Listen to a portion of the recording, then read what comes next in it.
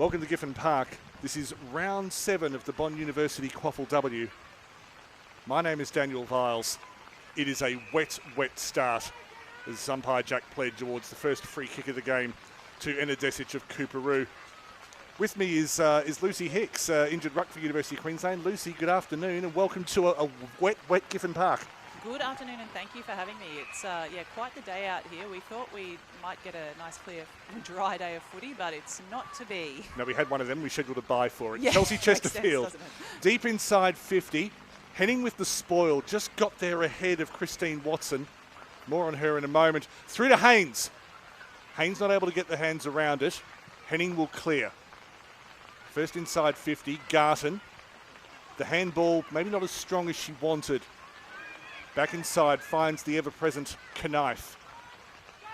Just goes through the hands of Monique Piunti, had an outstanding game 2 weeks ago against Aspley. Andrews knocking it forward through the mud. Just had a men's game on here in the TPL IL Lawyers QAFL. And there's no disrespect to them, so they've chopped the ground up a bit.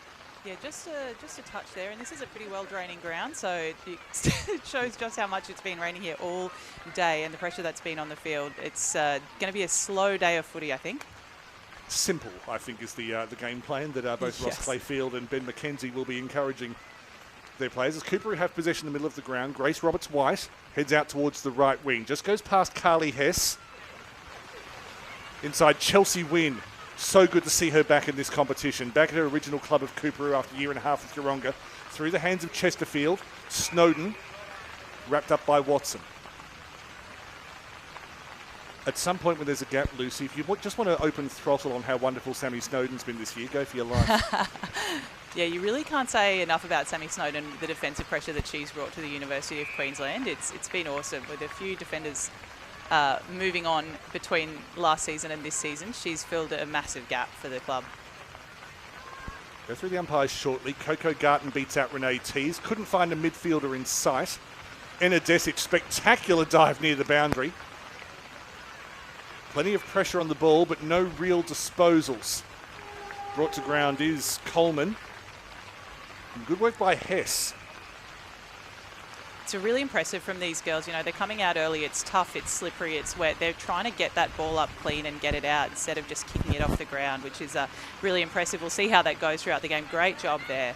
That was Moyle with the handball. UQ trying to play it out. Strung together two passes. Goes past Millen. It was a clever little layoff from, I think, McCabe, who's come a long way back from her nominated position centre half forward. Big tackle from Desic.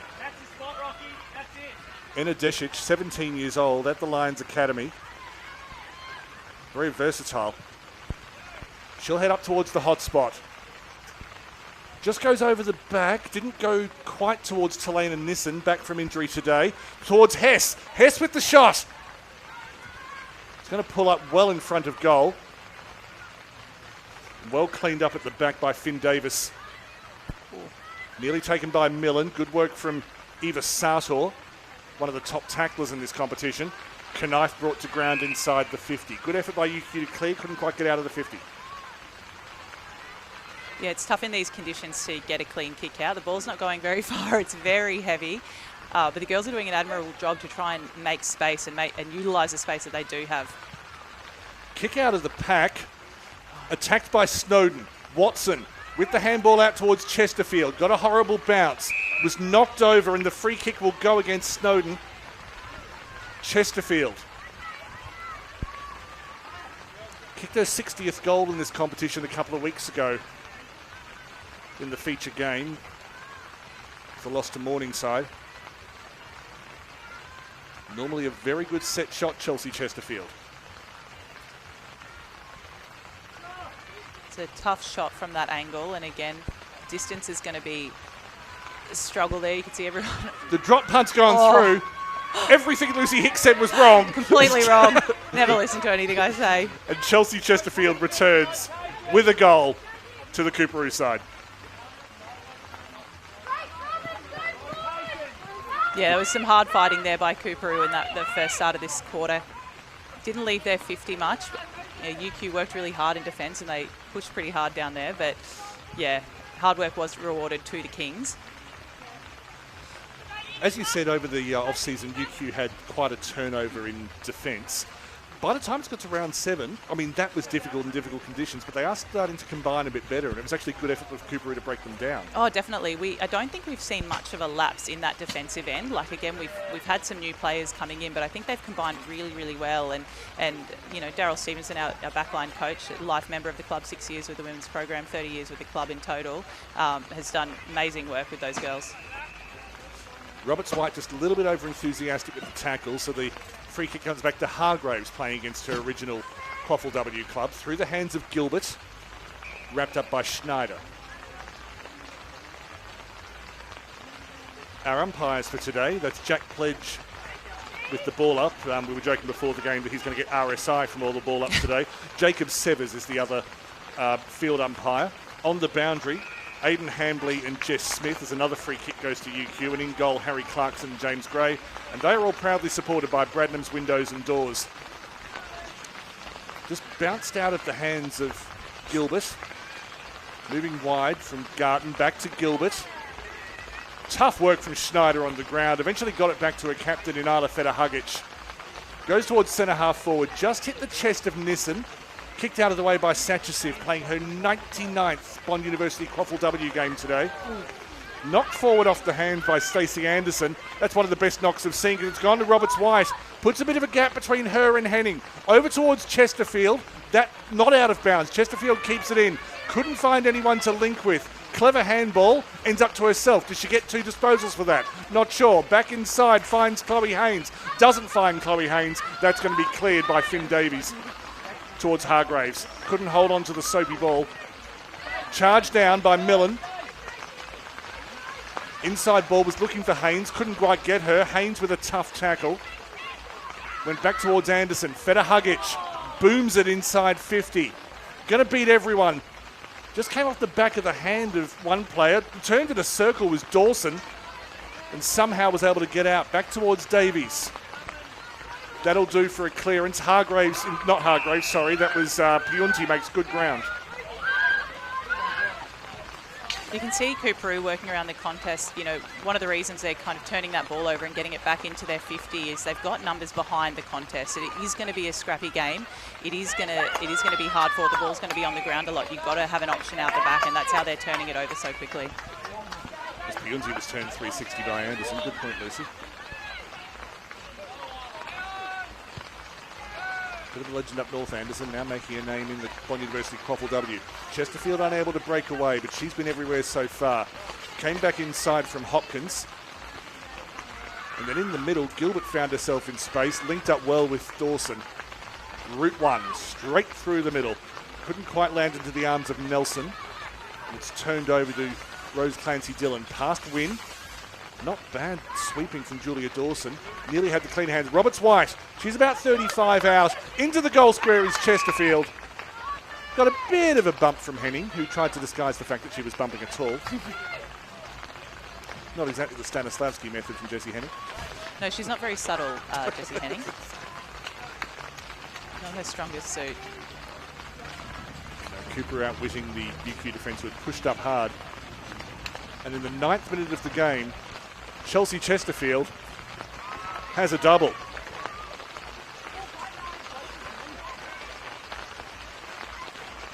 Yeah, I think we talk a lot about, at University of Queensland, we talk a lot about earning the right to be off your players, and at the moment we haven't done that yet. I say we, I am very biased in this situation. I'm a Coorparoo king for the day to offset. We have to balance here, and we've balanced it well. I'm not going to pretend.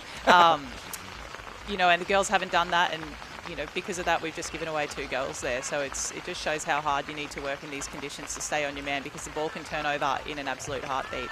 That's probably the other thing that UQ hasn't got yet is a genuine centre clearance. So they've got an opportunity here. As on the left of screen, Aoife Clifford and Harriet Knife get to know each other. Moyle through the middle, who can take on Feder-Hugic physically. Gilbert providing support.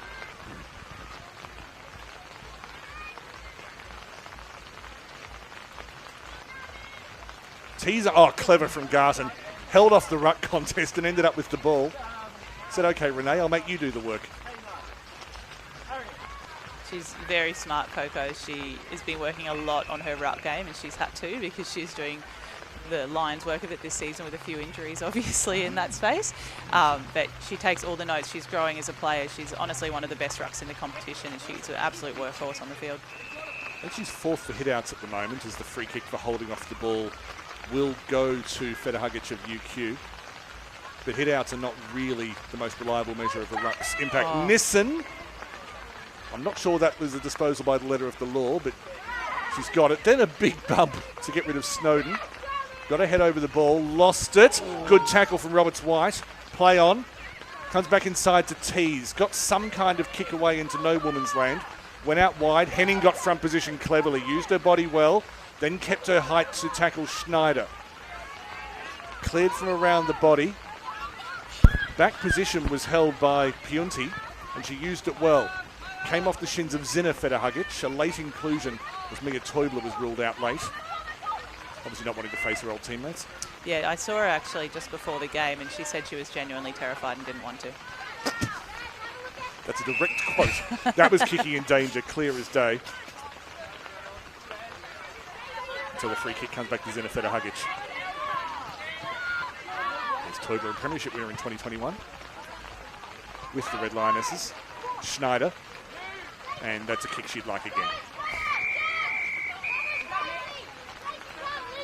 And when it comes to rucks at well in the competition, never mind University of Queensland, the record for, since we started keeping stats a couple of years ago, the record for most hitouts in a match is 51, jointly held by Maisie Evans of Bond and the woman to my right. And I bet you didn't know that. I don't think I did know that at the time until it got pointed out to me a week later or thereabouts. As Molly Nelson just takes a mark in her armpit. But no, you had a big day that day, Lucy, so... yeah, we had a good win too. That's your credibility. Just kicked out of the way by Garton. Chesterfield come a long way back, combining with Roberts-White. Best and fairest winner for Coorparoo last year, with a Sally Young medal as it is now. Just got it forward to Lunson, who was then bowled over by Garton. And Garton got away with it. Good work from Sartor on the ground. Spills out the back. It's messy football, but what do you expect? It's almost a little like a union pass out the back from that tackle. It was, wasn't it? Many years ago, I refereed University of Queensland Rugby Union, and it looked exactly like that. Clancy Dillon tackled on the 50. That'll be a ball up. And UQ about as far forward as they've been so far. Yeah, that was all thanks to that massive kick that really pushed it forward, which we've kind of needed. There hasn't been a really nice, clear, space-making kick in this game, and for obvious reasons. Renee T's learned from the last hit out and knocked that one sideways. Thought, no, Coco, I've learned. Piunti trying to get loose, was well tackled by, I think it was Clancy Dillon. They've cleared 50 for now. Hopkins, who's probably got one of the longest kicks in the competition, just couldn't get away from Lunson. Comes back towards Snowden. Lovely step from Snowden. Low kick, finds Schneider. That was not the objective. Schneider managed to cause a bit of a disturbance in the force, had the opponent slip. Haynes with a handball over the top. He picked up by Hess. Found herself with space as all the defenders ran past her. Davies, looks like she's limping as she just goes back. Watson suddenly in space, kicked underneath Henning's hands. It's been called play on. Davies somehow knocked away from the pocket. Out of bounds, but I think it's well before the 50. Umpire's called a lasso. I must confess, in the rain, no, I think the umpire just had lost his bearings. It is just a boundary throwing because it was inside the 50. I'll just talk amongst myself here, Lucy. You're right. Sorry, I get distracted. I'm watching the game. I think Coorparoo they're honestly just working a little bit harder to the ball at the moment. They're running harder when they get those clearances. They're pushing harder to move forward than UQ are. And I think, you know, UQ are a really fit team and they can just push themselves a little bit harder in these conditions. G up in the circumstances as Garton had a free kick and then picked out Hopkins. It's not the shortest kick I've seen her do. That was had a fair bit of oomph behind it. There's Sartor, who coming into this game was equal third for tackles in the competition. She wins a free kick here. Now, Ivy Sartor is one of our really young guns that we've picked up from West Juniors through our partnership with the club, and she's been phenomenal. She was doubling up for a couple of years playing QAFLW on a Saturday and under-17s on a Sunday, which is bloody impressive for anyone who plays a contact sport. So yeah, she's come through really good with the club, and we're enjoying having her as a part of the program. As UQ move inside 50, you know, the partnership with West has worked well. Coorparoo, of course, with their own junior program, which has produced quite a number of stars. Back towards Hopkins. Handball inside to herself, the champion data play, as we like to call it. Kicked in danger, just a little bit of over-enthusiasm. And Desic at the free kick. You know, I made the comment before, I think it's really impressive. Most of the girls have been picking the ball up pretty cleanly. It's really tempting in the wet conditions to have a kick off the ground, just make it easy and get it out into space. As Nissen just wanted a little bit longer there, and so Moyle wins the free kick. Continue. But as the girls fatigue, you know, throughout the quarter, it's just going to get harder and harder to find the motivation, I guess, to get down to the ground to pick up that footy and know you're probably going to get wrapped up straight away. As Barnett kicked it into the shins of Tees, who got a bit of a surprise. Worked well, just not able to get away from the contest with Sartor. Tried to run back through traffic, and Emily Harding ate her for lunch.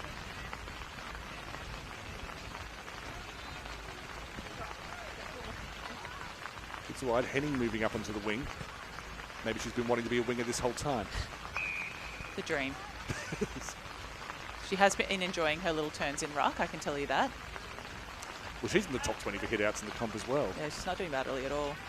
She's been asking for it for a few years, actually. I think she's just so valuable for the club down deep back that we've, you know, needed her down there, I suppose. And now that we've got a few new players we can rely on in that back line, she's been allowed out of her box.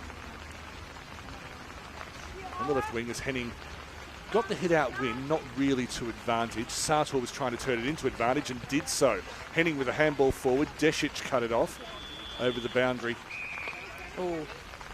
Yeah, it just came off the feet. Yeah, a bit insufficient as well. You know, you can consider the wet as a bit of pressure, but at the same time, there was no real defenders on top of her at that time. And through the captain, Andrews had to handball to herself. Tried to catch her off Lucy. As Andrews with the spin. Tried to get it inside 50. Admire the ambition, but on this occasion, didn't work. Maybe needed to go back to her netball days and remember you can take the one step. Needed a pivot foot. I think Coorparoo are just doing a really great job, you know, in defence. They're putting so much pressure on that we knew coming into this game that's the kind of footy they play. They're physical on and off the ball, and they don't give you an inch, and they're gonna make you work hard for every kick and every handball, and they're doing a really good job of that right now. Well, just to build on your point, there were 3 disposals backwards that UQ made, and they had a king on their back, every single one of them. And then when Millen had the ball, number 32 for Coorparoo, she was able to use her body well to withstand the pressure that UQ were putting on her. So I think you're saying it ruefully, but I think you've analysed it correctly. That'll do for us in the first quarter. Just 2 goals, 2 scoring shots indeed, both to Chelsea Chesterfield for Coorparoo. They lead 2 goals 12 to University of Queensland, yet to score. This is the Bond University QAFLW live on the official AFLQ YouTube channel.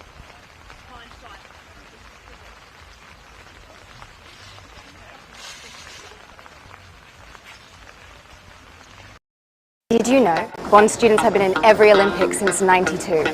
How do they do it? Bond is known for its prowess in the sporting domain. With incredible facilities throughout campus, it means you can easily transition from this to this. Sport is alive and well at Bond University.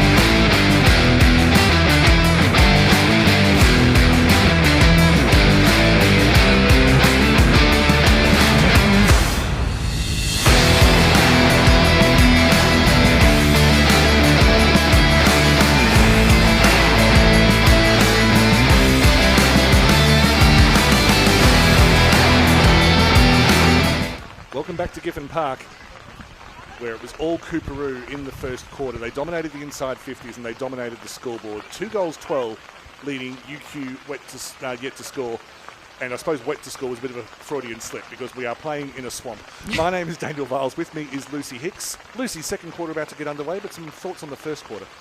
Yeah, like you said, I think Coorparoo were really strong in that first quarter. They worked really, really hard to keep that ball in their inside 50. I think the University of Queensland defence was very strong. They didn't let them have easy goals, and those 2 goals kind of just came from two little lapses, I guess, and one very skillful kick, I should say, from from the forward pocket. And Coorparoo continue as they finish the first, as Ashley Moyle thought she'd just stolen it from Jasmine Fretwell, who I will talk up all day, Jasmine Fretwell. She's been outstanding over the last couple of years.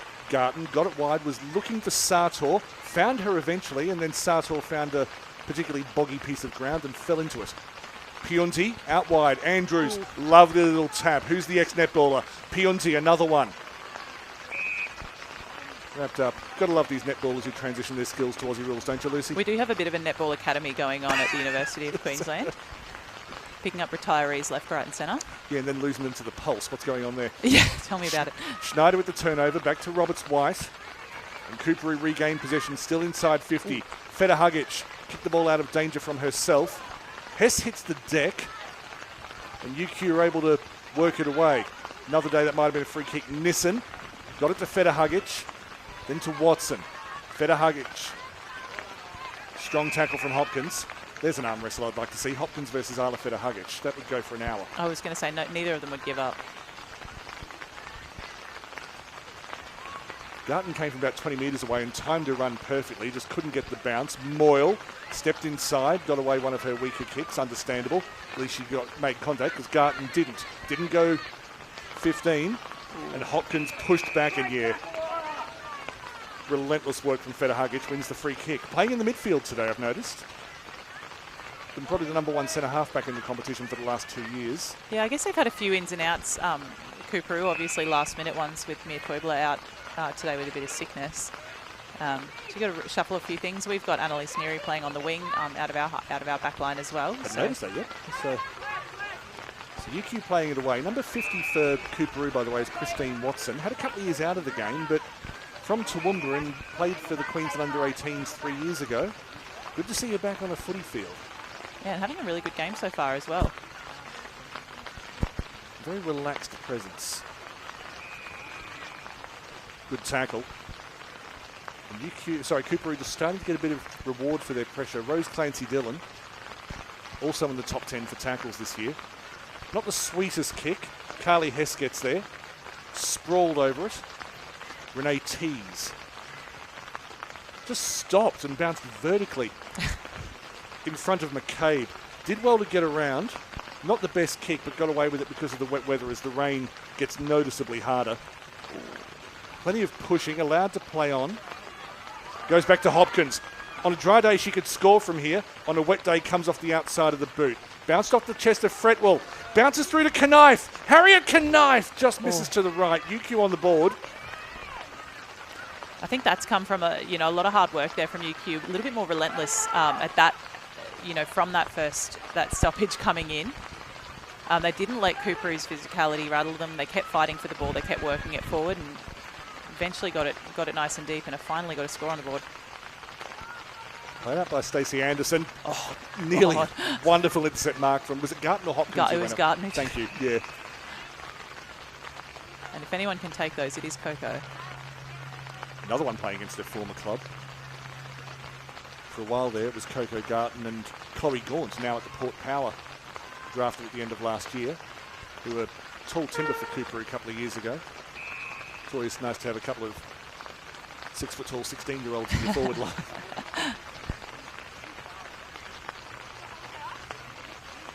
Garton again, maybe got a lucky bounce, went through to Andrews, and her years in defence mean that she's not too worried about just shoring it up. Garton is dominating the hit-outs at the moment. It's just difficult. Holding off the ball, which I think happened before the possible kicking in danger. It has gone to Andrews. Andrews will have a set shot. Got her first 2 goals in the Bond University QAFLW this year. After playing in the comp for 3 years, mostly as a halfback. Yeah, she's gradually moved her way up the field, Charlotte, since she came to footy. Started in the back line, moved into the midfield, and is now a forward. And she obviously gets on well with her opposing captain so much, she kicked it straight into her chest. Garton just bringing it to ground and then putting a strong tackle on towards Henning. Cleverly knocks it forward, not trying to be too pretty in the wet weather. Got it into a pack and was brought away by Chelsea Wynn, who's done that so much. Back to Satchisiv, knocked by Hess. Was able to write about that little match up in the program. It was a really good clear out there by Annabelle Coleman. She just kind of worked her way away from a player. Normally I'd say you should be in front of your player, but playing behind worked well for both Annabelle and Camilla at that point in time. As Faraday Hopkins just kicked it forward, probably about 50 metres with a wet ball. And Emily Rogers, 2 goals early in the last start against Aspley. Causes a ball up. Yes, Coleman's a player I'm getting to know this year, her first year in senior footy. And part of that backline rotation, which Southport notwithstanding, has held up pretty well this year. Yeah, no, they've done a really good job down there, I think. Pushing the back, set shot. Oh. Erin Gilbert. Yeah, we'll talk about UQ's defence later because they're not in the play right now. I was going to say, right now we like our forward line doing what they're doing. So Erin Gilbert, no goals this year and just the one in her this is her 22nd match at this level. They're 11 points down as it stands, UQ. Looks okay. Oh, not okay enough. That makes no sense. unlucky there from Erin, but yeah, conditions are pretty tough. It's once you've got a slightly long kick in there, it's hard with a heavy ball and a wet ball and a bit of fatigue settling in now. Watson knocked it forward. Well, I mean, their legs would weigh a ton right now. It's tough tackle. At least Giffen Park by reputation is the hardest surface in the entire Bond University. Well, luckily the boys will have softened it up for the girls already today. So let's hear it for the boys. Yeah, you generally come out of a game at Coorparoo with a little bit of gravel rash, but you know, it's all a part of it, I suppose. Squirts out from the bottom of the pack. Schneider found her way there. Good harassment. I think that's Piunti on the ground. It's not. I'll identify in a moment. That's well taken by Davies. I think it might have been touched there. I think you're right. Just underneath Schneider, then went back to, I think, Moyle. No, that was Neary, apologies. Henning just beaten out by Watson. That's a win to Toowoomba over Dolby. Umpire was getting ready to call a free kick, and he may yet do so. No, just the ball up. You notice how umpires just put their legs a little bit wider when they're getting ready to prepping themselves. Oh, you don't want to do a hammy. Or a calf.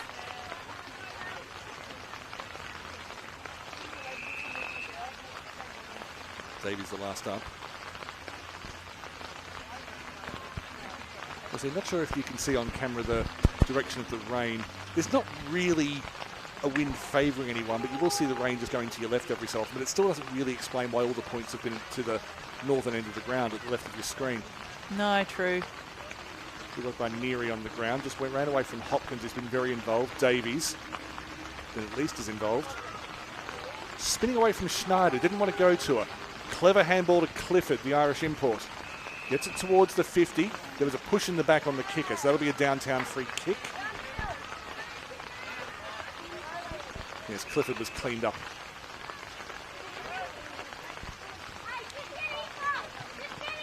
It's not a nice thing to do to someone who's travelled across the roads well to get here. No, there's been a little bit of a lot of incidences, let's say, across the QAFLW, not just in UQ games, but across the QAFLW, there's been a few incidences of late hits and a few things like that. It's an interesting thing that's kind of come into the game this season. As Satchisiv got a free kick for high contact. Kick wasn't quite able to connect. No fault of Killers. Picked off by Wynn. Puts a moon ball back inside 50. And Finn Davies just stood her ground and given away a 50. Renee Tees moved off the mark, and you could almost see the guilt in her step as she realised, whoops, no, I've gone early there. Sorry, sir. Jacob Severs says, let's go back this way 50 steps. It's a tough rule, that one, for, you know, something that's been a part of the game, which is jumping around on the mark for a long time to kind of unlearn, especially if you've been playing for a few years. Agreed, as Moyle is tackled by Sammy Nunn. He finds herself in and out of the Coorparoo seniors side, but never lets the Kings down when she's in the top grade. Another ex-netballer, Sammy Nunn. Indeed. Have I just given you a little tidbit? I think I knew it and I'd forgotten, but that sounds like the kind of thing I would say. As Millen tackled by Henning, who, did she make sufficient? Yes, Jessie Henning, well done.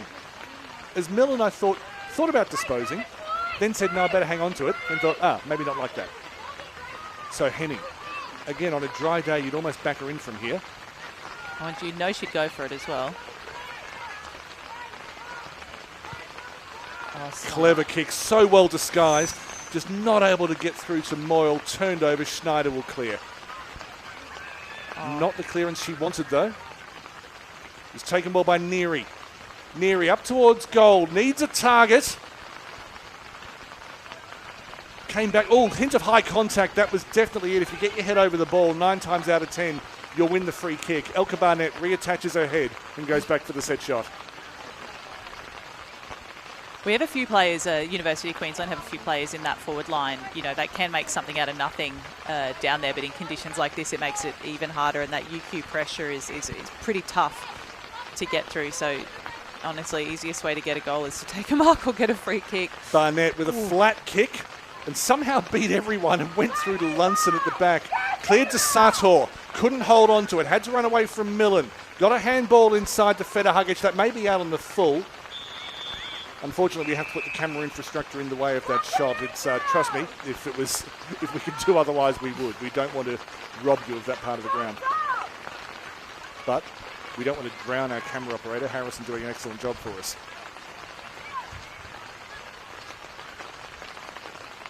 UQ still on the attack. Just went past Clifford. Yeah, Knife will be wrapped up. Sorry, Lucy. No, I was saying the ball is, you know, as you said, interestingly, staying down that end of the field in both of these quarters. It'd be interesting to see what happens next quarter, whether it's just UQ has put their foot down a little bit harder, they're working a bit harder, and therefore are getting those forward 50 entries that they weren't getting last quarter. But which I think is a bit of it. Like, often girls needed just a bit of a rev up to get their head in the game. You said it, not me. That would hit different coming from me, I feel. So ball up, number 9 for Coorparoo, Talena Nissen just being tackled. She had an outstanding game in very similar conditions back in round 2 against Wilston Grange. Out of zone umpires spotted something, and that will be a free kick against Ashley Moyle. It's gone to Emily Harding. Umpires working well in tandem. Good team, Pledge and Severs. Front position in the dark, Chloe Haynes, who has already broken a PB of sorts in this competition. She played 2 minutes in round 1 in her first QAFLW game and then was injured. So to make it to the 33-minute mark of this game for the former AFLW Kangaroo. As a player goes sprawling in back play, that was Emily Harding. I think Emily Harding and Ashley Moyle are forming a friendship of sorts. Aren't they just? Underneath to Andrews. Andrews will switch to play. Goes to 45. Is looking for the run of McCabe. Somehow that ball almost seemed to have the same magnetic pole as McCabe. Nunn tackled. And then Clancy Dillon bringing her opponent to ground to cause the stoppage. Yeah, one of the things we know that Coorparoo do, they're a famous team for it, is they niggle and they niggle and they niggle and they push and they push and they push. And it's the best part of their game if you're talking as a Coorparoo fan. It's the worst part about playing them if you're talking as an opponent.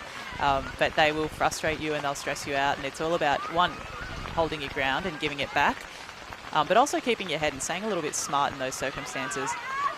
Good kick from Desic. Sorry, excellent points, Lucy. I don't mean to move on from them, but Desic's kick out of the pack was quite skillful. Now, Lucy, of course, is someone who plays in this competition, has done since 2021. And I will say that is an opinion shared by a lot of people who play against Coorparoo, so I don't want to signal Lucy out. I'm not entitled to an opinion. I'm not dodging it, but I'm not a player. The idea that everyone's entitled to an opinion, no, you're not. If you don't know what you're talking about, you're not. Well chased through by Barnett. Barnett in a bit of space, has McCabe inside. Maybe that was the time to pick it up. Bit of communication needed. Zinafeta Hugic got the bump, but McCabe in position. Ooh, maybe just a little bit slow. Piunti, there was high contact. McCabe will go back for the shot. Oh, I had a bit of a whinge earlier saying, you know, we don't want to be kicking it off the ground. We don't want to be fatigued. But I think, you know, in that scenario, that was the time to kick it off the ground. That was the time to make the space. You know, picking it up, you know, you were going to get tackled straight away, probably go to ground, ball up and start the pattern all over again. But, no, that was a smart play from Elka there. Edie McCabe hasn't scored yet this year. Plenty of distance. Oh. I was just a parallax error. I honestly thought I was about to go the big voice. So UQ now leading on scoring shots, but that's not how you score a game of Aussie rules. It's missing to that same side as well. And again, I'm not going to pretend I can feel the wind up here where we are, but I'm not going to pretend I can feel the wind down there, which is often different. That was deep. No, UQ are putting a lot more pressure on those 50 exits as well. They're trying to keep that footy down there and keep it in their forward 50 and give themselves some more scoring opportunities. I think Garton might have overplayed her hand with not contesting the ruck and trying to get the hit, because Tees went over her head then. Tees, I forget which medical field she works in, but she's a smart cookie, is Renee Tees, and you're not going to pull the wool over her eyes all the time. That's a beautiful pick-up from Jasmine Fretwell at the back. And a good clearance. Gets it out towards Schneider, which, to be fair, is often route one for Coorparoo because she's just so good at creating space. Used to work with UQ coach Ross Clayfield, now works with Queensland coach Jamie Stanton, so she knows how to get ahead in football, does Lucy Schneider. That's unfair, but you know what I mean. No, Harley. She's just learning a lot in the staff room there. But no, she'd expected to retain her spot in the Queensland side, which is named later this week to play Tasmania on July the 5th. Cooper a long way forward, and it really was only the body of Julia Dawson I fancied. No, Finn Davies, who was able to keep it out. It's his desperate play, both in attack and defence. Haynes pushed off it. Good work at the back from Coleman. Eventually back from Davies to Sartor. Trying to link up wide. Good use of the body on the far side. That was McCabe, was it? And a downtown free kick. The kicker was taken out. No, it's going back, sorry. Not a downtown, just a free kick where the incident occurred. A little bit of physical contact where none was warranted. Anyway, I've completely misread that. The hand went up the wrong way. It's Carly Hess who wins the free kick for Coorparoo at left half forward. Apologies. Hess, former trampolining World Cup gymnast. QA are definitely doing a much better job, should I say, in Coop's forward 50 of getting numbers to the ball. Probably still need a bit of pressure or a few numbers behind the play as an easy outlet. You could see then probably 2 plays ago they struggled to get the ball out because they had no hands up, no easy exit out the back.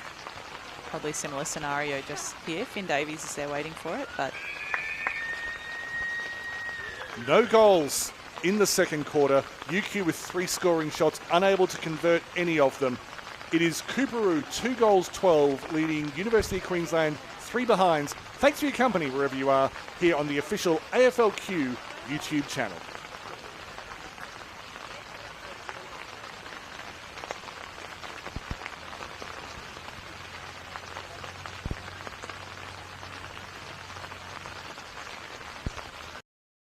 Inside this building is a simulated hospital ward, a high-tech biomechanics lab, a commercial kitchen, and a whole virtual home. Let's explore the new Bond Institute of Health and Sport in just 61 seconds. This is the 12-bed simulation hospital ward. From day one, Bond students gain hands-on experience in allied health and exercise science. This is the Work Play Lab, which gives students the opportunity to provide occupational therapy for our youngest, while the Activities of Daily Living Lab simulates a full home environment, giving students the chance to practice mobility work with our wisest. From sprinting to golf swings, this track can track it. Using pressure sensors and high-speed cameras, it can analyze anything from age-related conditions to elite sports training. Wow. The Kitchen Lab has solar-powered sustainable cooking stations, giving postgrad nutrition and dietetic students access to commercial-grade equipment. Thank you. Why don't you come and check out the Bond Institute of Health and Sport for yourself?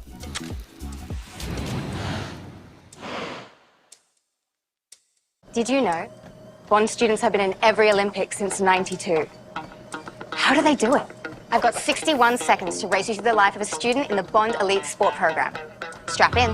Bond is known for its prowess in the sporting domain, supporting student athletes like Mia. Student athletes have access to flexible study loads, adjusted academic requirements, and tutoring. The top tier of student athletes even receive funding to assist with their travel and competition costs. Bond also runs 4 high-performance sporting programs that field competitive teams. There's netball, rugby, AFL, and swimming. With incredible facilities throughout campus, it means you can easily transition from this to this. Whether it's producing world-class athletes or offering scholarships to high-achieving students every single year, sport is alive and well at Bond University.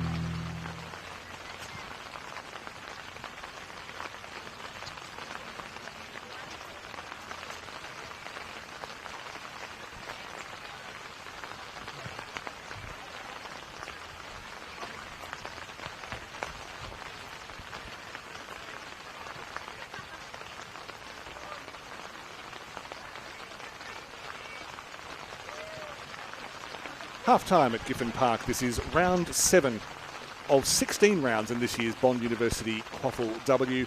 Coorparoo versus University of Queensland. Because it's a 16-round comp with 10 teams, each team will play every team once, but there are 2 teams that you won't play twice. This is one of those pairings, and given Coorparoo's historical dominance over UQ, maybe the University of Queensland players and coaching staff are breathing a sigh of relief. They do find themselves 9 points down. This is the 26th meeting between these two sides in the history of the Queensland Women's State League under various names, currently the Bond University QAFLW. Both goals to Coorparoo were in the first quarter to Chelsea Chesterfield, their number 26. She now moves up to 63 goals in this, her 63rd match. My name is Daniel Viles. The weather report is saying that in Coorparoo right now, it is 17.4 degrees with the chance of a shower. That's right, you can be a meteorologist if you say that right now there is the chance of a shower. There's a 70% chance it's raining right now. Lucy Hicks, welcome back. Lucy Hicks still playing with UQ as a ruck and joint record holder for most hit-outs in a match. Very hard. Yeah, it is interesting, the matchup between the University of Queensland and Coorparoo. We as University of Queensland have a little bit of a bugbear with Coops. In the 2 years that we won our 2 premierships in a row, we lost to Coorparoo 4 times.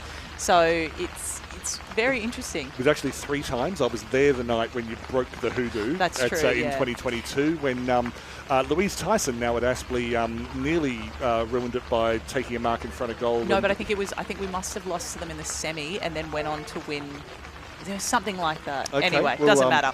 But you know who you're talking to, correct. don't you? Yeah, you know stats more than I do. Bit of respect, Hicks. Yeah, yes. sorry. I tend to have a few beers after the games as well, so how much I remember of them is pretty vague. No, UQ dominated the second quarter, and they had 3 scoring shots, but all of them missed to the right. They're running to the right, and they win the first clearance of the third quarter. Faraday Hopkins, Desic was straight onto her. Likewise, Gilbert was straight onto Roberts White. Millen had the ball knocked away from her by Sartor, who's moved into the middle. Sartor working very hard. There's an inside midfielder inside her just waiting to get out. Knocked over the top by Andrews, who I think had moved into the middle. Gilbert knocking it forward through the swamps of sadness. Has been knocked to the right. Andrews goes back towards Knife. Knife over the top. It's beautiful play in horrible conditions. Piunti, that yet may work. Goes into the right forward pocket, comes back to Sartor. Sartor in space. It's a low shot. Comes off the hands of Rogers. Goes through for a minor score. That's rushed. That was just some really, really great footy. As you said, in terrible conditions there from UQ. Really nice rear exits from them. A lot of clean handballs, a lot of clean picking up of the footy in the conditions. That was really impressive and great work to get it down into their forward 50. Renee Tees just dropping the mark from the clear out from Jasmine Fretwell. Knocks it forward. It's been cut off. Kick goes sideways as a result. Not quite taken by Anderson. She has a long kick and she employs it straight through the mud in the middle of the field. Well played in the middle. That was by Coleman. Lovely step from Davies. Davies goes route 1 up towards centre half forward. Somehow got it to bounce in the middle of the ocean. Andrews takes a tumble. Brought back it. Oh, that should be a free kick, I would imagine. And it has been called that way. And I don't mean to tell the umpire what to do. And Sammy Nunn, I think, thought, well, the umpire's behind me. I may get away with this. So Charlotte Andrews could have had a set shot in the first quarter, but did then what she elects to do now, which is look for a target a bit closer to home. Found McCabe. She wraps up Fretwell. Somehow squirted out the back. Fretwell with another tackle. She's putting in overtime. Daniel, you absolutely cannot say squirted out the back anymore. I apologise. No, you're right. And but a free kick to Piunti as Daniel regains his composure, as Fretwell was pinged for... Sorry, trying to double focus here, and I forgot that I'm a man and I can't multitask. But Piunti is pushed in the back by Fretwell and has a very difficult set shot. Hasn't scored yet this year. Oh. Hits the post. Really great effort. And, I think for Mon as well, when she does score it, not this year, but last year, set shots aren't really her specialty. She's one of those little X factors down in our forward line who makes something out of nothing and can snap one from nowhere and kind of pop out the back of a contest and pick up a footy. Oh, that's great work. I'm hearing Courtney Hodder. Yeah, exactly that. Sanchasiv Got it at the back of the pack, thumped it inside. Not able to be held by Anderson, but rebounded rather well. Then just came off the hands of Knife. Slipped behind her. Desic on the ground.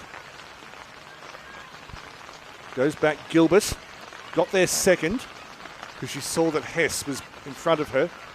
Knocked forward into space. Just came off the bottom of the foot of Feta Hugic, who then didn't quite get the arms low enough, gives away the free. Knife. Low kick, was touched by Feta Hugic on the way through. Well held by Roberts White, who was in turn well held by Andrews. I think we've got the answer as to our question last quarter as to whether it was the wind pushing the ball down into the quarter or whether UQ decided to start playing a bit more footy.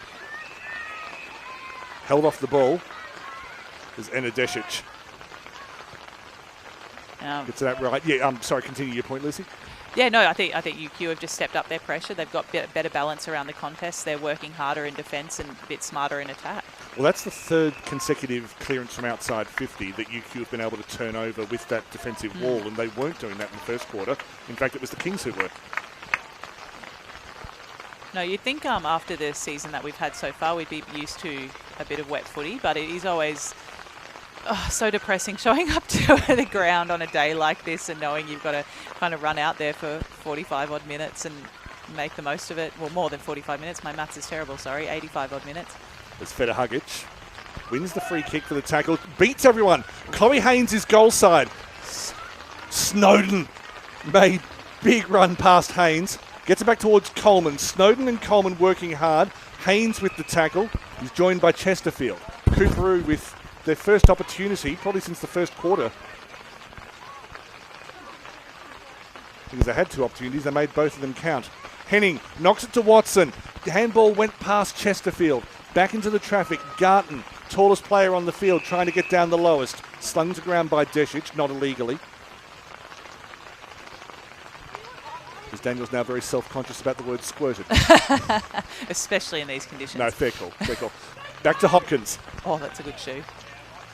Yeah, she does that. I'm no longer surprised. Of course, became the first player in years when playing for Yeronga last year to get a set shot goal from outside the 50.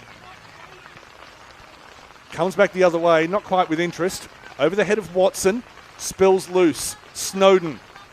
Did she have a chance to dispose? Umpire says no. Coorparoo with a set shot in front. And it's Chesterfield again. It'd be incredibly unlucky here for Coops to score off this after the start to the quarter that UQ had with those forward 50 entries.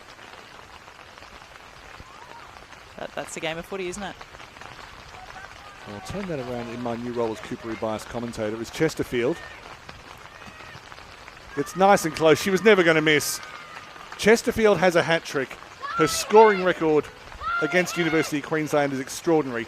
And in the 7th minute of the third quarter, Coorparoo's lead shoots out to 15.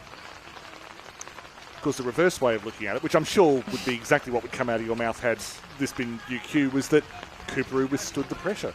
At the back, they found a way out, and then just a very quick transition. It was one ball over the top. Some excellent work early from I think it was Snowden who ran back hard to get there. But at the end of the Coorparoo ran really hard in. As soon as they got that clearance and as soon as they got that quick turnover and that deep entry, they ran hard to keep the footy down there. And you know, UQ worked really hard to get it out. That, you know, Faraday gave it one kick out, but they were all down there already. They'd done the legwork to get there to put that pressure on to keep it in their forward 50. Tees and Garton both competing now, and it is high quality ruck work. Neary coming in from her wing. Just wanted to say that so it starts to feel normal. She's very excited about it too. Well, she's always had pace. Oh, AJ just loves anything new, I think.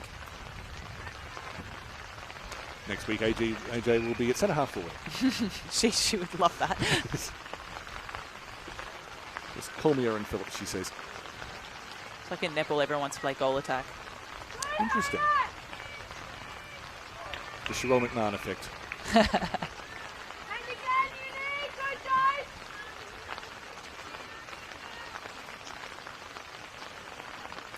I've stopped keeping count of the ball ups, but iSports haven't, and their stats will be up Sunday night and throughout Monday. Ooh. Access it via play.afl/Queensland. Roberts White just got possession away. Not sure all of them were disposals, but Deshet shoots from a long way out. Ooh. Beats everyone. If Watson gets goal side, she can tow this through. Christine Watson gets her first goal in the Bond University QAFLW. Yeah, look, that, again, testament to just how hard Coorparoo worked as soon as they got it down in their 50. A bit of that sometimes can be luck of the drop of the ball, you know, but at the end of the day, it's hard work. It's how fast you run at the ball and how quickly you get there. The ball movement from Coorparoo from left to right on the forward 50, it wasn't pretty, and I must confess from my angle, I'm not entirely sure that Fist touched ball on every single one of them, No. but they found a way. They did. And it's not as though, like, to be fair, in this competition, that is pretty much how umpires call it every week, so I'm not suggesting Coorparoo got any kind of unfair advantage or benefit, but they found a way. They just kept going laterally until they found some space. Correct.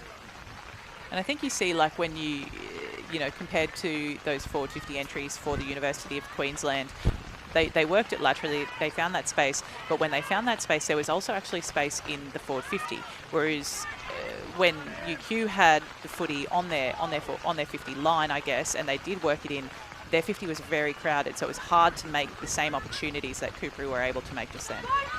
Good observation, Lucy. Thank you. And whether that's UQ players flooding it or whether that's Coorparoo defenders flooding it or a combination of the two of them, you need, in conditions like this, you need space to make a miracle happen sometimes.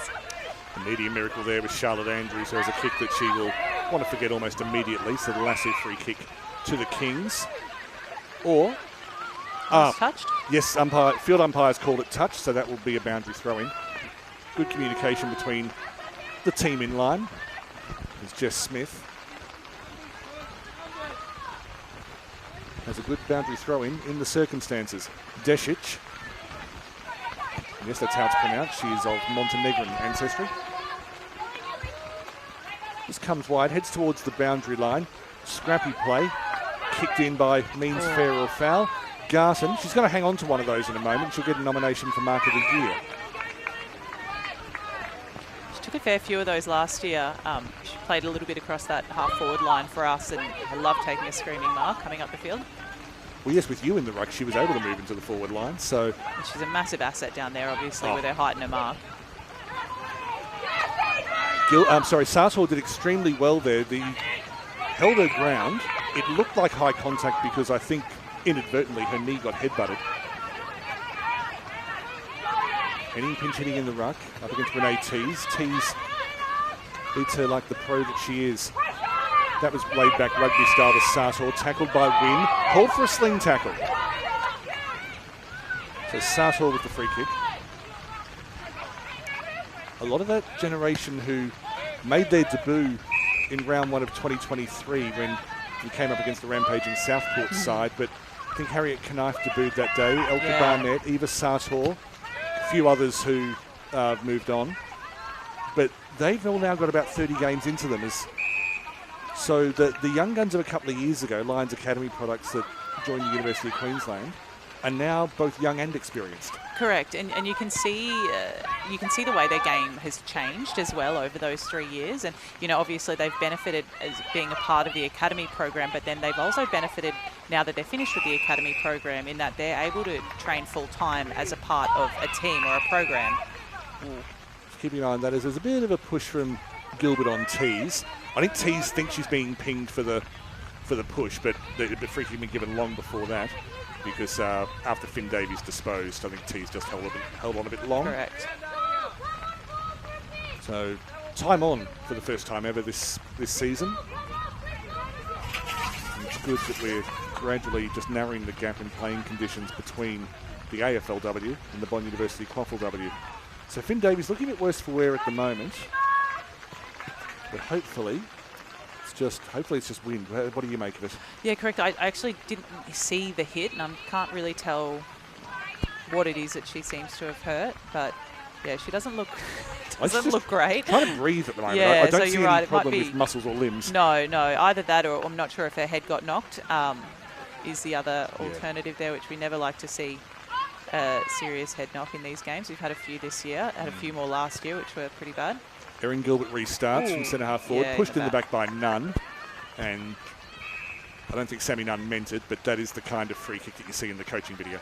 As in the umpire's I was coaching going to say, video. it was pretty textbook, yeah.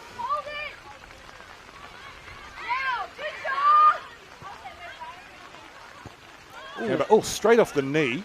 I've seen kicks not that well timed, and so a second opportunity to Rogers. Got it inside 50, cleared by Isla Federhuggett, who's been outstanding tonight. Just below Nissen, who hasn't been able to get into the game much today. Kicked away by Snowden, well charged down by Wynn, pumped forward by Harding. Knocked down by Watson, the goal scorer. UQ find a way, they combine well. Even with that kick off the side of the boot, still gives an opportunity to Schneider, and she connects well. That was the one that UQ were hoping to cut off. I think this will be the tricky spot here, is to see who's working hardest to get back. You know, at that time of that mark, there was no one in the Coorparoo forward 50. So who's working hard to get there, who's working hard to defend, who's working hard to attack is... Bailey Cook got to that ball first, and then I think she was knocked over. So Great job. Cook's bravery to get to the ball first. As Chesterfield, it was a clever kick in the direction of Watson. But Cook chased that one down harder. Kick to a contest, nearly went straight back to Chelsea Chesterfield. Harding with her head over the ball, as is, I think it's Hopkins. It usually is down there. No, that was Moyle, apologies. Wrong, strong midfielder.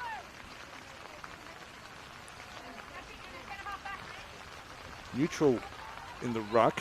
Win brought to ground by Moyle. Interesting call here, just a ball up. Definitely an overlap of UQ players in that Coorparoo forward line, in the UQ back line. You know, no one wants to give away another easy goal. The same amount of scoring shots, but a great tackle. Now that'll be a 50. Sammy Nunn did extremely well initially to win the free kick, then tried to take on the defender, gave away the free kick, and then theatrically tossed the ball back over her head, which is, to be fair, something I do because it seems cool in the moment. But it does mean that Elka Barnett gets a free true up the ground. Goes straight to centre half forward. Just not quite enough wheat bix on it to get to the intended target. Came off the head, I think, in the end of Neary. Well battled on the ground by Clifford. Brought to ground by her opposite number in Piunti. One of the few people in the comp over whom Clifford has a size advantage. Tease goes sideways. Knife and Win is a good battle. And that ball almost goes subterranean. Knife finds a way out. You can see the umpires trying to let the ball play a little bit more instead of calling those stoppages straight away to see if the players can get the ball out. Otherwise, it's just stoppage after stoppage after stoppage. They're generally good at trying to let the play go. Federhuggett tried to run through traffic, dropped it cold. The tackle is made by, I think, Moyle. I just realised before I said knife rather than knife. As she says, you pronounce the K but not the J. She does get very upset about it as well. It's important. Names are important. It is. Win looked for a way out and instead only found the midriff of Charlotte Andrews. UQ and Coorparoo really nullifying each other here with these stoppages, and you know, towards the end of the third quarter, they're probably pretty fatigued as well. But you know, at this stage in the game, UQ do need to score, and we need to score quickly in order to try and make up this gap, because scores don't happen regularly in a wet game like this. Sorry, Lucy. No, go. What I'm seeing at the moment is there are no free maroon jerseys. Everyone is matched up on. The Coorparoo players, sometimes they're beside their opponents, sometimes behind just in case the kick goes over the back, so they're staying goal side. That was just kicked out of traffic by Hopkins, and I think she's been pinged for it. Schneider will be told to come back behind the mark. You can only play on with some free kicks. That's not one of them. And I will say, you know, it is really important, and we've identified it as well as a team, that you know, unless we are clearly dominating the stoppages and winning clearances regularly, we need to set up defensive. And that's what they're doing. So they're following Sorry, Lucy. They're following the game plan. They're doing what they should be doing, but that therefore means that we're not necessarily winning stoppages.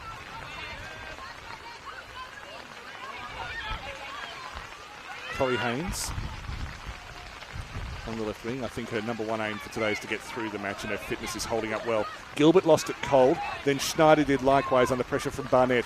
Back to Haynes. Was able just to get away from Nelson. And well done in the pack. That might have been Gilbert, just couldn't quite see.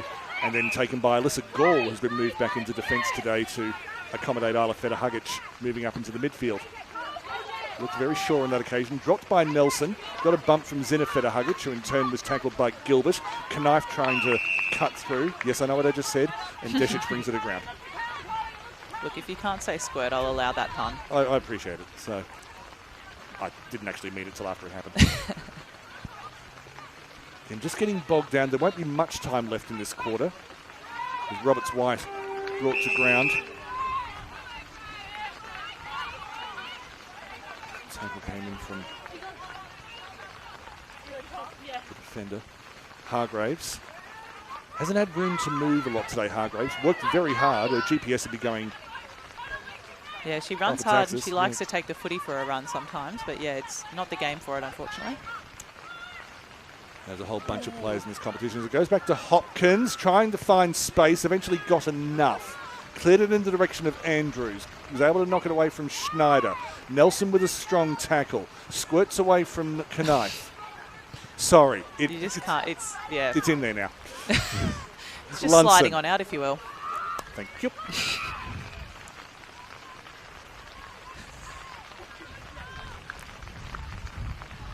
Yeah, it's just become a bit of a tug of war here in this game. Again, towards the end of the third quarter, bodies are getting tired. That rain has not let up. The field is getting wetter and wetter, and that ball is getting heavier and heavier, and there's not much else to do. Yep, definitely a chance of a shower. Light sprinkle. Water dust, if you will. Knife has Lunson almost riding her like a jockey. That is three-quarter time.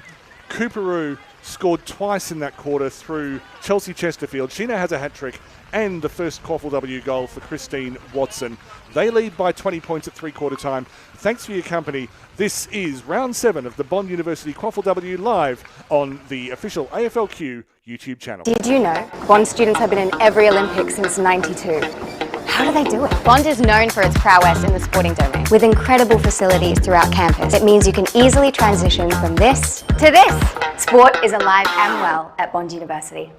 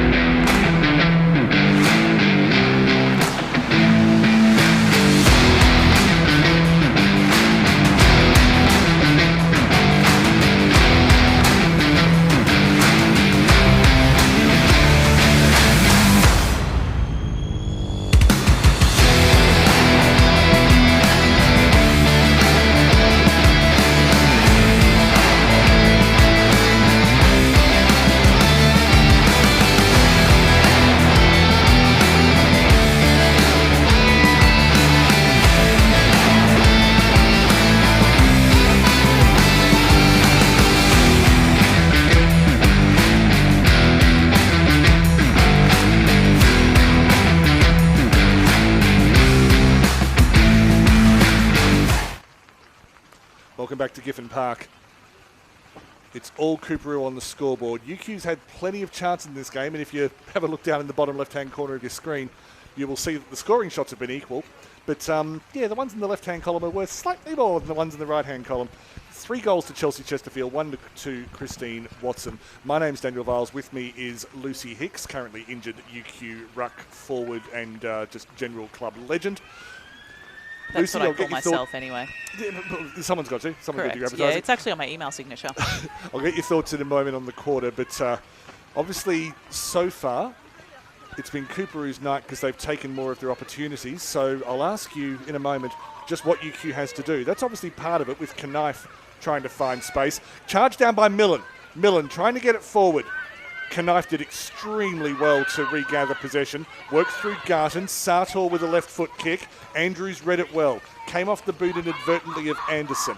Knocked back towards the boundary. He's able to be kept in. Tackled towards the boundary. Knocked back in by whatever means possible. The play wasn't pretty out there. I can assure you missed nothing. Playing for a free kick. Chelsea win with a rare air swing. That will be eliminated from her game over the next month or so. Davies did well. Satchev with an air swing, but gee, it looked beautiful. Haynes inside. Fell back to win. No air swing this time. Just out of Harding's way. The defence was slow to get back. Socketed it. It's in the way of Carly Hess. Brilliant charge down. Annabelle Coleman saves the goal temporarily, and that trickles through to the left side of the post. Coorparoo had their first minor score of the day. Annabelle Coleman, it wasn't quite a goal saver in the sense that there was still a shot for goal afterwards, but my goodness. Oh, that was great work from Annabelle just then. And I was sitting here in my UQ jumper going, oh God, not another one, but thank you, Annabelle. But beautiful connections from the Coorparoo forwards as well. They didn't all look beautiful, but they kept turning up for each other. Erin Gilbert just had no luck with the ball. She's been first to the ball about 4 times so far, which is important because I think one thing I've noticed in this game, and I think even with the UQ hat on, Coorparoo's been killing the clearances today. Yeah, they really have, and UQ, we are playing a defensive game around those stoppages, but at the same time, we've got to try and get those clearances. We've got to get the footy out, and we've had a lot of forward 50 entrances. We've done some really, really great attacking work. All comes out wide to Roberts-White. Sorry, then snaffled again by Coleman. Got it into Gilbert's knee, I suspect. Tees hits the turf. Gilbert again. She's been very involved this quarter. Sartor got it through to Garton, who then had most of an air swing. Messy play just outside the 50. UQ winning the territory. Ball up. Lucy, continue. Sorry about that. No. I was just saying, we're playing a physical game. Coorparoo play a physical game. We have to match that. We have to. Yeah, contact over the shoulder. Lucy doesn't like it, but I'm happy with it. Tease. You'll have to speak, Lucy, just because I disagree with you. I don't know, actually. I don't think I want to talk to you anymore. No, it's. I think UQ. You kind of asked me before, what do UQ need to do, and they need to be. I think we need to be more consistent with our pressure. I think we have real moments of brilliance.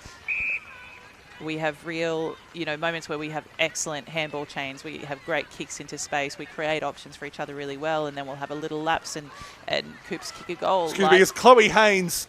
Looked like it had more on it than it did. Coleman working hard in defence. Gets it back towards Snowden, who's slung to ground. The whistle's in the mouth of Jack Pledge. He hasn't blown it yet. He does now.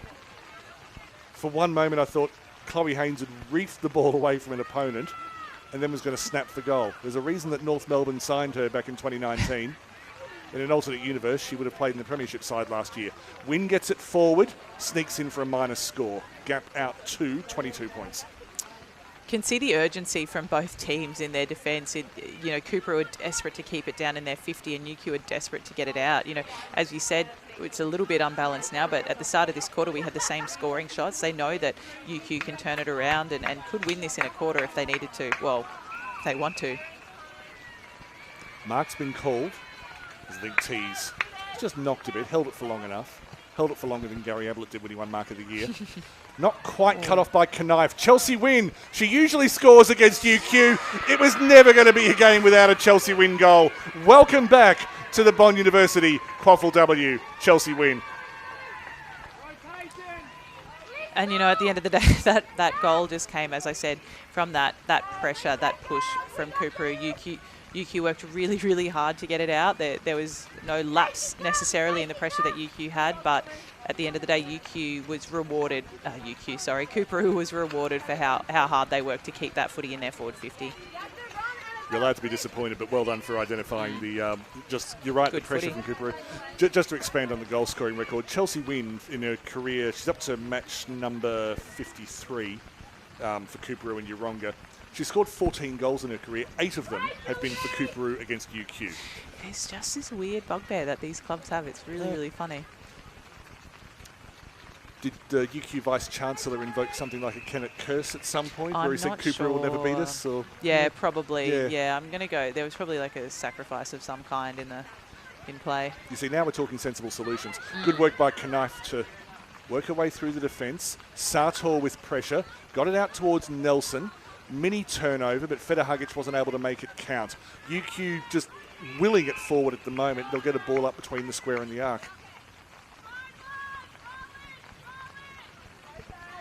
Look, it'll be unlikely, but if UQ is to mount a comeback, A, it has to start here, and B, it would be something they'd talk about for the rest of their lives. Dropped by Hargraves, as again the ball is impossible to pick up. Moyle with a hand pass of sorts. Knocked forward by Hopkins. Getting goal side is Barnett. Tries to find a way through. Picks it up. Elka Barnett. Elka. Oh, I know exactly how she's going to be feeling at this moment, but she worked so hard for that. It just seems to be the way that the footy is falling for UQ tonight. She probably would have been better just soccering it instead of trying to pick it up. If I can disagree with you, I thought you did extremely well to pick it up as Nissen was tackled. And Desic will wrap it up. But I think then just... Yeah, I think had she tried to soccer it, it would have landed in the puddle and stayed there. That's true. So, normally at Hickey Park that happens. Yeah, definitely. Roberts White breaks away. Kick over the shoulder. Good job. McCabe got hands to it. Going through was Knife. Knife's been outstanding tonight. She's grown into this game. Just every quarter, she's got slightly more involved and had slightly more effect. Neary. Thought she was pushed over by Desic, but Desic cleverly didn't go through the tackle. Ball up.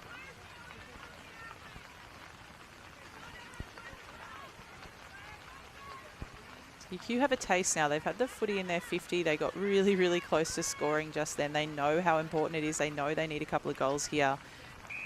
If not to win this game, at least to close the gap so that we get a bit of a better percentage. As we were talking about, we're edging closer and closer to finals here. And often I think, well, last year we missed out on finals because of percentage, and a very, very narrow percentage at that.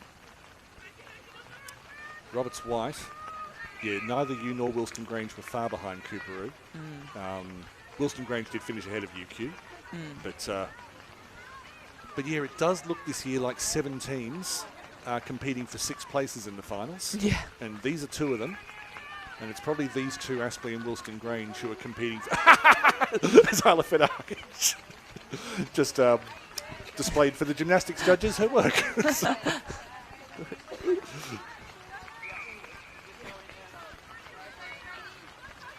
Yeah, we're just going to see stoppage after stoppage here now as...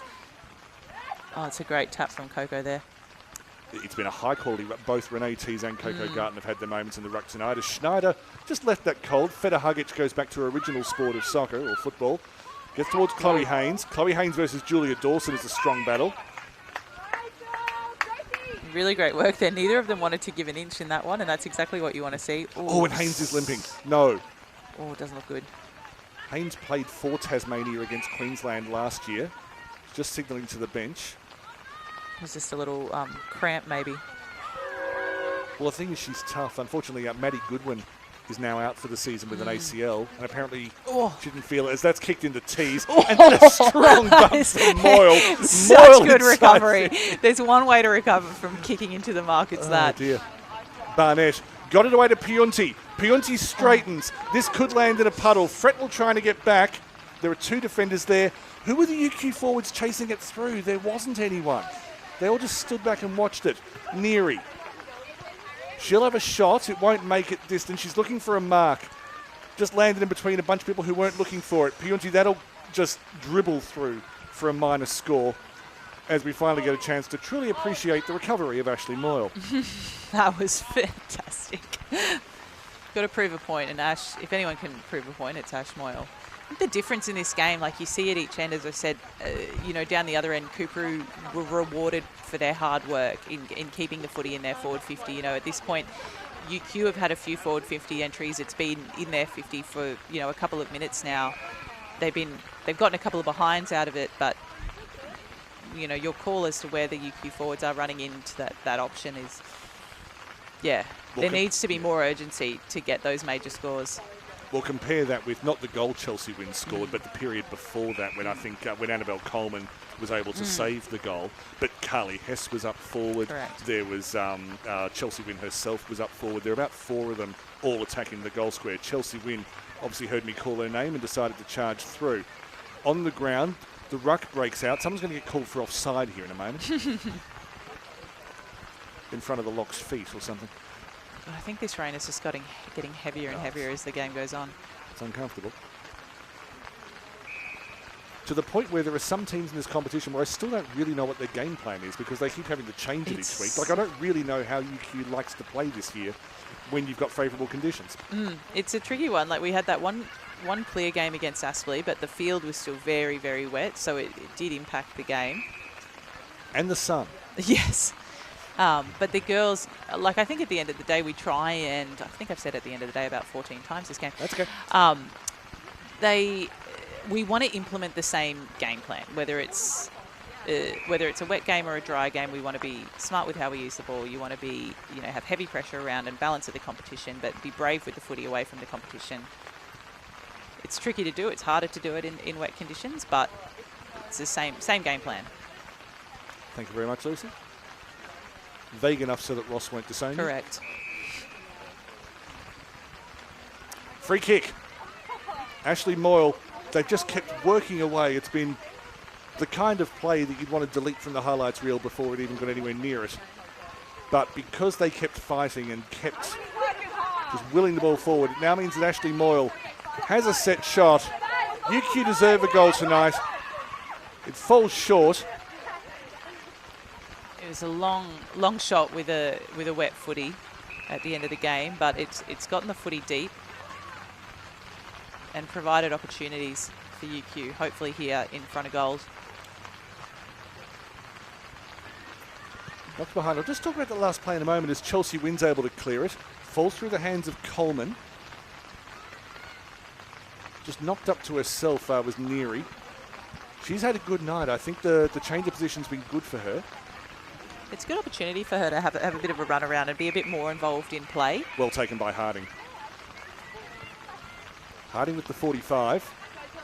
Just goes through the hands of Dawson. Watson bounced away from her at the crucial moment. Dawson strong on Lunson. Garton ran straight into traffic. Schneider ran past it, trying to avoid the traffic. She went on the bypass road. Satchisiv through the middle. Nearly said Burnett after doing that for the last few years.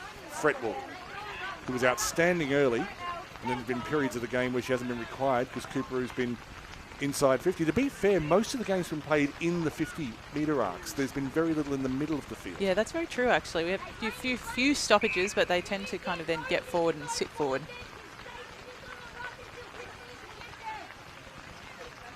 Get down near the clubhouse where they can smell the barbecue. Hopefully they'll still be set up after the game. Trust me. Great tackle there. Sling tackle. Oh. It was a strong tackle. Now, Zinifeda Huggett, she did a similar thing against Aspley where she... Sorry, not against Aspley, the last home game against Morningside, rather. They just had a bit of a push where there wasn't really a need for one. I don't really mean to single her out. I mean, possibly the fact that the tackle was on her sister may have inflamed the passion slightly. Definitely a factor. Yeah, by the time you get older, sisters like each other. Feta Huggett, only goal of her QAFLW career was against UQ last year. Won't score with that one. Needed some hands there. Chelsea win again. And with her scoring record against UQ, it would not have surprised me one bit if she had had the miracle shot that went back into goal, but instead it lands in the netting. It just sits there like a parent put it there on the night before Easter. Isn't that nice? Yeah. A little Easter egg. UQ running out of time here. You know, they haven't necessarily been rewarded for their efforts in their forward 50 the way that Coorparoo have. But they fought really hard in defence. And Which thoughts in the closing minutes? We've probably got maybe 3 or 4 minutes left in this match as that went across from Sammy Nunn. I think that's Barnett. No, that'll be Piunti in the middle.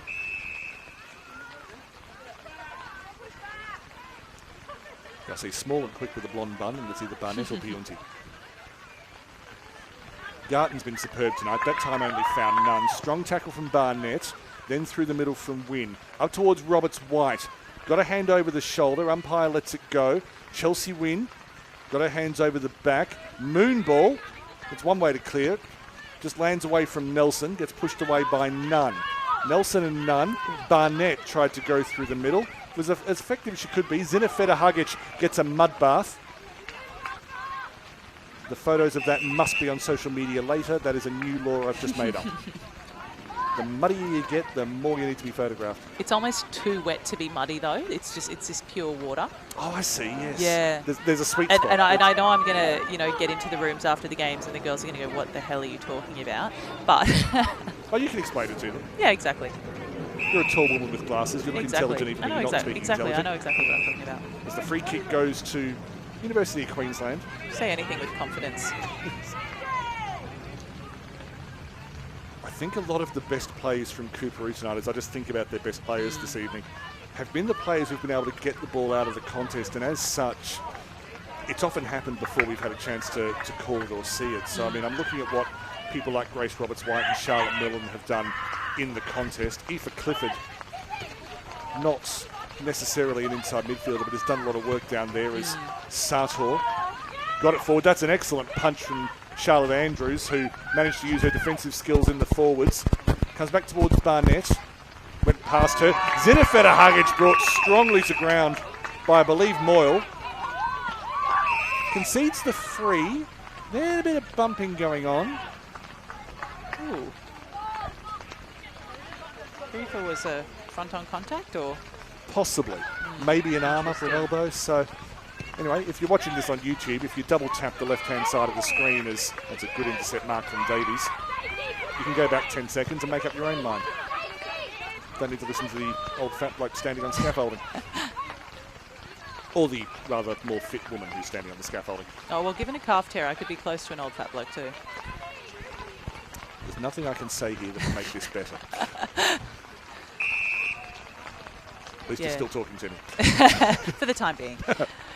No, it's it's interesting what you say. I think UQ have had a lot of workhorses as well around the ball. I think Faraday's made a lot of something out of nothing options as she always does. She's really strong. She's absolute workhorse. She runs hard and she's at every contest when she can, as you said earlier as well. Andrews, sorry to cut you off, but Clancy Dillon working hard on Andrews and will cause the boundary throw-in. Sorry, Lucy, continue.